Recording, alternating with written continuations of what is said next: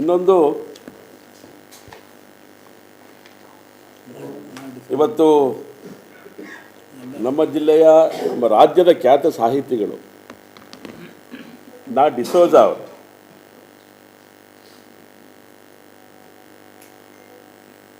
ಇವತ್ತು ನಮ್ಮನ್ನು ಅಗಲಿದ್ದಾರೆ. ನಿಜವಾಗಲೂ ಅವರ ಸರಳ ಸಜ್ಜನಿಕೆ, ವ್ಯಕ್ತಿತ್ವ ನಾವೆಲ್ಲೂ ಅನುಕರಣೆ ಮಾಡುವಂಥ ರೀತಿಯೊಳಗಡೆ ಇದ್ದಂಥದ್ದು ಅದು. ನಾನು ಅವ್ರ ಜೊತೆ ಅನೇಕ ಬಾರಿ ಅವ್ರ ಜೊತೆ ಸಭೆಗಳಲ್ಲಿ ನಾನು ಪಾಲ್ಗೊಂಡಿದ್ದೇನೆ, ಅನೇಕ ಕಾರ್ಯಕ್ರಮಗಳಲ್ಲಿ ಪಾಲ್ಗೊಂಡಿದ್ದೇನೆ. ಅವರ ಪರಿಸರ ಕಾಳಜಿಯ ಹೋರಾಟಗಳಲ್ಲಿ ನಾನು ಕೂಡ ಪಾಲ್ಗೊಳ್ಳುವಂಥ ಅವಕಾಶ ನನಗೆ ಲಭಿಸಿತ್ತು. ಈ ಥರದ ಪರಿಸರದ ಕಾಳಜಿ, ಸಾಹಿತ್ಯ ಲೋಕಕ್ಕೆ ಅವ್ರದ್ದೇ ಆದಂಥ ಕೊಡುಗೆ, ಅವರ ಸರಳತೆಯ ಒಂದು ನಡವಳಿಕೆ ಇವತ್ತು ನಮ್ಮ ಸಮಾಜಕ್ಕೆ ದೊಡ್ಡ ನಷ್ಟ ಆಗಿದೆ ಅಂಥೇಳಿ ನಾನು ಭಾವಿಸ್ತೇನೆ. ಅವರು 2014ರಲ್ಲಿ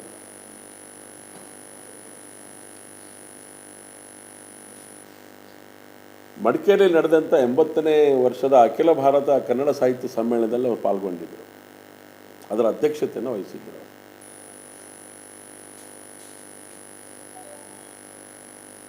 ಕರ್ನಾಟಕ ಸಾಹಿತ್ಯ ಅಕಾಡೆಮಿ ಪ್ರಶಸ್ತಿಯನ್ನು ಕೂಡ ಆ ಸಂದರ್ಭದಲ್ಲಿ ಅವರಿಗೆ ಲಭಿಸಿತು. ಈ ರೀತಿ ಅನೇಕ ಪ್ರಶಸ್ತಿಗಳನ್ನು ತಮ್ಮ ಮುಡಿಗೇರಿಸಿಕೊಂಡು, ಇನ್ನು ನನಗೆ ಬಹಳ ನೆನಪು ಉಳಿದಿರೋದು ಅಂತ ಹೇಳಿದರೆ, ಶಿವಮೊಗ್ಗದ ದಸರಾವನ್ನು ಉದ್ಘಾಟನೆ ಮಾಡಲಿಕ್ಕೆ ಅವರನ್ನು ಕರೆದಿದ್ವಿ ನಾವು. ದಸರಾವನ್ನು ಉದ್ಘಾಟನೆ ಮಾಡಿದಂಥ ಒಬ್ಬ ಮಹಾನ್ ಶ್ರೇಷ್ಠ ಕಲಾವಿದ, ಖ್ಯಾತ ಸಾಹಿತಿ, ಚಿಂತಕರು. ನನಗೆ ಆಶ್ಚರ್ಯ ಆಗಿದ್ದು ಅವ್ರ ಮನೇಲಿರುವಂಥ ಮಕ್ಕಳ ಹೆಸರುಗಳನ್ನು ನೋಡಿದಾಗ, ಅವ್ರನ್ನ ಯಾರು ಕ್ರಿಶ್ಚಿಯನ್ರು, ಆ ಕಮ್ಯುನಿಟಿಗೆ ಸಂಬಂಧಪಟ್ಟಂಥವ್ರು ಯಾರು ನಂಬಲಿಕ್ಕೆ ಸಾಧ್ಯ ಇಲ್ಲದಿರೋಂಥ ಸ್ಥಿತಿಯಲ್ಲಿ ಅವ್ರು ತಮ್ಮ ಜೀವನವನ್ನು ನಡೆಸ್ತಾರೆ. ಹೀಗೆ ಸಮಷ್ಟಿಯಾಗಿ ಇಡೀ ಸಮಾಜವನ್ನು ತಮ್ಮ ರೀತಿಯೊಳಗಡೆ, ತಮ್ಮದೇ ಆದಂಥ ರೀತಿಯೊಳಗಡೆ ಸಮಾಜವನ್ನು ಅರ್ಥ ಮಾಡ್ಕೊಂಡು ಕೆಲಸ ಮಾಡಿದಂಥ ಒಬ್ಬ ಖ್ಯಾತ ಚಿಂತಕರು. ಅವರು ನಮ್ಮ ಜೊತೆಗೆ ಇವತ್ತು ಇಲ್ಲ. ಹಾಗಾಗಿ ಆ ದುಃಖವನ್ನು ಭರಿಸುವಂಥ ಶಕ್ತಿ ಭಗವಂತ ಪರಮಾತ್ಮ ಕೊಡಲಿ ಅಂಥೇಳಿ, ಅವ್ರ ಕುಟುಂಬಕ್ಕೆ ಕೊಡಲಿ ಅಂತೇಳಿ ನಾನು ಪ್ರಾರ್ಥನೆಯನ್ನು ಮಾಡ್ತೇನೆ. ಇನ್ನೊಂದು, ಮಾಧ್ಯಮ ಅಕಾಡೆಮಿ ಪ್ರಶಸ್ತಿ ವಿಶೇಷವಾಗಿ ಬಹಳಷ್ಟು ವರ್ಷಗಳಿಂದ ಈ ಒಂದು ಪತ್ರಿಕಾ ಕ್ಷೇತ್ರದಲ್ಲಿ ಕೆಲಸ ಮಾಡ್ತಾ ಇರೋಂಥ ನಮ್ಮ ಶ್ರೀನಿವಾಸ್ ಆರೋಂಡಿ ಅವರು ಅವ್ರದ್ದೇ. ನನಗೆ ಅವನು ನೋಡಿದಾಗಲೇ ನನಗೆ ಏಕಾಂಬರನೇ ನೆನಪಾಗೋದು. ನಾನು ಸುಮಾರು ಸೇರೋರ ಹತ್ರ ಹೇಳಿದ್ದೀನಿ, ಹಾಗೆ ಇದೆ. ಮತ್ತು ಅಷ್ಟೇ ಶ್ರಮ ಅವ್ರದ್ದೆಲ್ಲ ನನಗೆ ನೆನಪಾಗತ್ತೆ. ಯಾಕಂದರೆ ಹೇಗಿದ್ದು ಪತ್ರಿಕಾ ಕ್ಷೇತ್ರದಲ್ಲಿ ಕೆಲಸ ಮಾಡಿದರು ಅಂಥೇಳಿ. ಈ ಥರದ ಒಬ್ಬ ಸಜ್ಜನಿಕೆಯ ಶ್ರೀನಿವಾಸ ಮೂರ್ತಿ ಆರುಂಡಿ ಅವರಿಗೆ ಒಂದು ಅಕಾಡೆಮಿ ಪ್ರಶಸ್ತಿ ಸಿಕ್ಕಿರೋದು ನಿಜವಾಗ್ಲೂ ಸಂತೋಷ ಆಗಿದೆ. ಶಿವಮೊಗ್ಗ ನಾಗರಿಕರ ಪರವಾಗಿ ಅವರಿಗೆ ಅಭಿನಂದನೆಗಳನ್ನು ನಾನು ಸಲ್ಲಿಸ್ತೇನೆ. ಮತ್ತೊಬ್ಬರು ಅಭಿವೃದ್ಧಿ ಪತ್ರಿಕಾಗೋಷ್ಠಿ ಪ್ರಶಸ್ತಿ ಸತೀಶ್ ಜಿ ಟಿ, ಇವರಿಗೆ ಸಿಕ್ಕಿರುವಂಥದ್ದು ಕೂಡ ನನಗೆ. ಸತೀಶ್ ಜಿ ಟಿ ಯಾರು ಹೇಳ್ರಿ? ಹಿಂದೂ ಅಲ್ಲ, ಅವರಿಗೂ ಸಿಕ್ಕಿದೆ. ಹಾಗೆ ತುಂಬ ಸಂತೋಷ. ಶಿವಮೊಗ್ಗ ನಗರಕ್ಕೆ ಈ ಎರಡೂ ಪ್ರಶಸ್ತಿಗಳು ಲಭ್ಯ ಆಗಿರುವಂಥದ್ದು ಸಂತೋಷ ವ್ಯಕ್ತ ಮಾಡ್ತಾ ಇದ್ದೇನೆ. ಅವರಿಗೆ ಅಭಿನಂದನೆಗಳನ್ನು ಈ ಸಮಯದಲ್ಲಿ ಸಲ್ಲಿಸ್ತೇನೆ.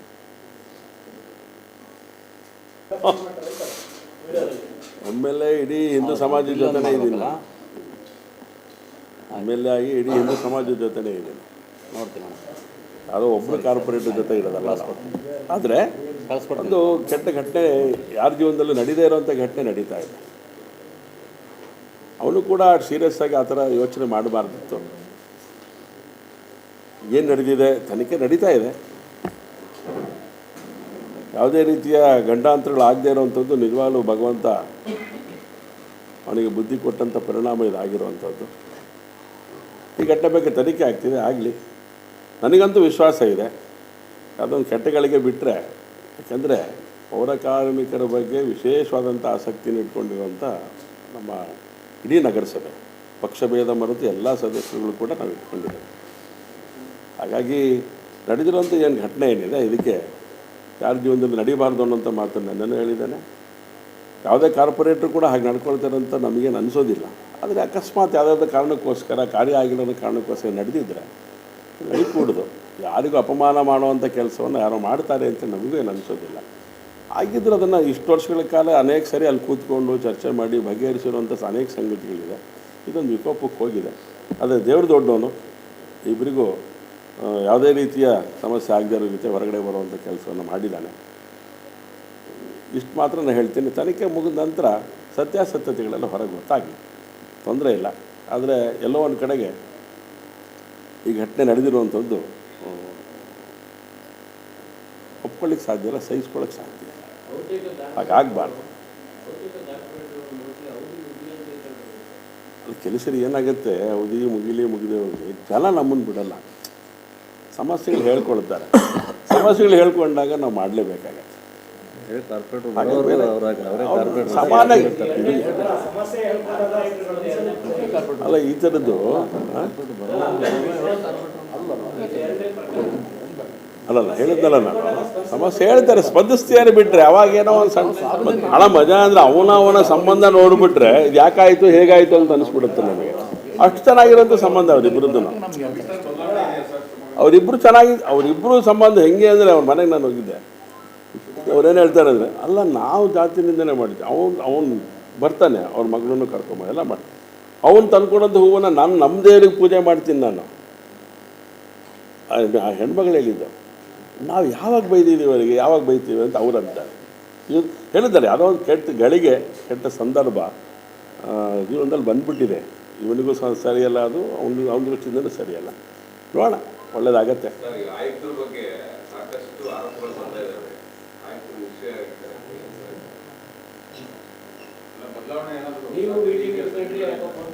ಇಲ್ಲ, ಅವರು ಬೆಂಗಳೂರಿಗೆ ಹೋಗಬೇಕು ಅಂತೇಳಿ ವಾಪಸ್ ಬಂದು, ಹಾಗೆ ನಾಳೆ ಕರೆದಿದ್ದೀನಿ ಆ ಮೀಟಿಂಗ್ ಬೆಳಗ್ಗೆ.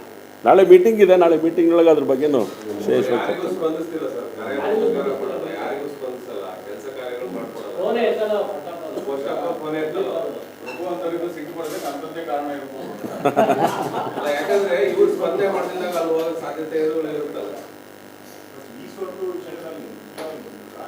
ನಾಳೆ ಅದೇ ಸಬ್ಜೆಕ್ಟ್ ಇಟ್ಕೊಂಡಿದ್ದೀನಿ.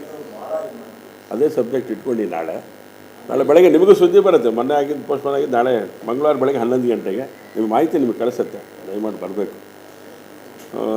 ನಾಳೆ ಸಭೆನೊಳಗಡೆ ಅದ್ರ ಬಗ್ಗೆ ನೀವು ಹೇಳಿರೋಂಥ ಸಂಗತಿಗಳನ್ನು ಕಮಿಷನರ್ ಜೊತೆನೇ ಮಾತಾಡ್ತೀನಿ. ಬಿಗಿಯಾಗಿದ್ದನ್ನು ಹ್ಯಾಂಡ್ಲ್ ಮಾಡ್ತೀನಿ.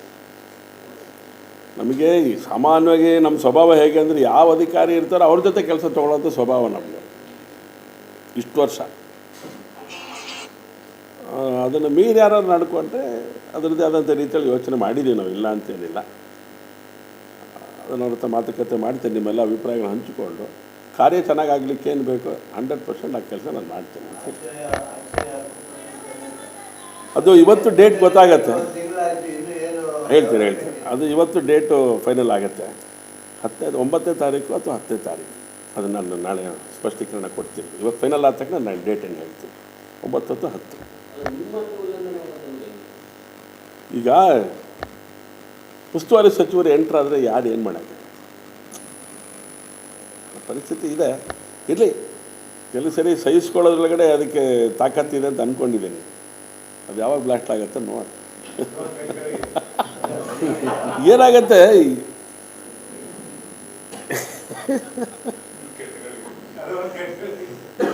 ಇಲ್ಲ ಸಹಿಸ್ಕೊಳ್ಳೋ ಅಂಥದ್ದು ದೌರ್ಬಲ್ಯ ಅಂತ ನಾನಂತ ಅಂದ್ಕೊಂಡಿಲ್ಲ. ಅದನ್ನು